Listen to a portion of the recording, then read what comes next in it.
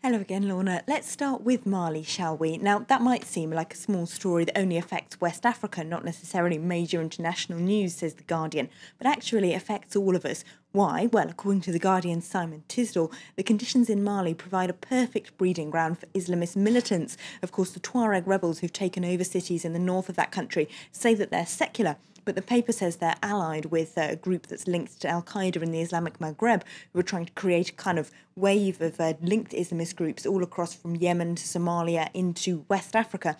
And that, of course, means they could have a perfect ground to plot attacks against Europe in a part of the world where there's very little governance. And the coup that's just happened in Mali and the resulting chaos can only make that situation worse, they say.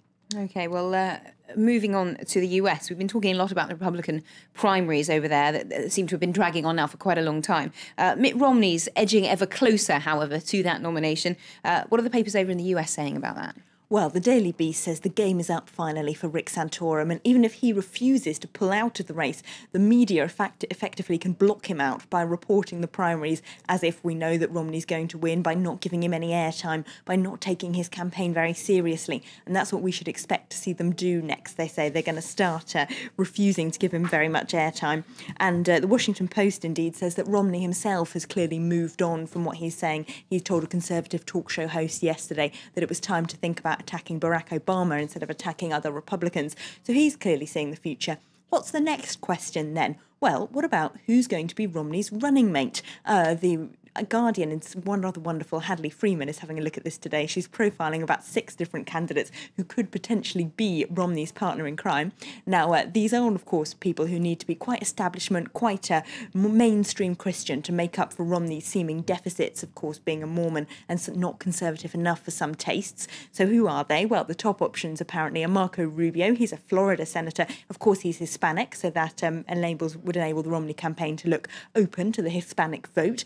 And he's very conservative, and apparently he spent $40,000 on private investigators to look into his own background, so there wasn't anything that Democrats could pull out if he does run for office. It's very thorough.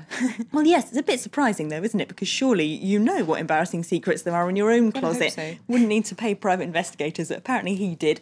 There's also Chris Christie, the very popular New Jersey governor, who many called on to run for office himself, although apparently he's got a terrible temper. Hadley Freeman calls him an American right-wing John Prescott, which for British viewers makes him sound a bit scary, doesn't it? And then, of course, there's Bobby Jindal as well, the Louisiana governor. His parents are Indian, so he's also an ethnic minority candidate, if you like. But he apparently told fibs about what he did during the Hurricane Katrina. So none of them look amazingly electable. Oh dear, perhaps not a particularly good choice for Mitt Romney to choose from there. But let's move on to the UK now. James Murdoch finally forced to resign from B-Sky, as Owen's been talking about in the business news. How have the papers there reacted? Well, some of them, I must say, have been champing at the bit, calling for his head for months, so they're quite happy. Look at this headline on the front page of the British Huffington Post. Couldn't hack it, they've gone for.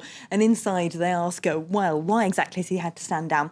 They point out, as Owen's been saying, there's an Ofcom investigation going into whether or not the firm is actually fit and proper people to earn a broadcasting licence in Britain, and they can take it away if they decide that they're not. So with James Murdoch in the line of fire for several different judicial inquiries, he had to step down, they say, for the sake of the company. OK, well, thanks very much indeed, Elena, for that look through some of the international papers this Wednesday.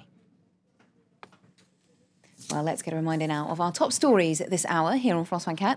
Mali's ruling military junta has said it's considering charging the ousted president.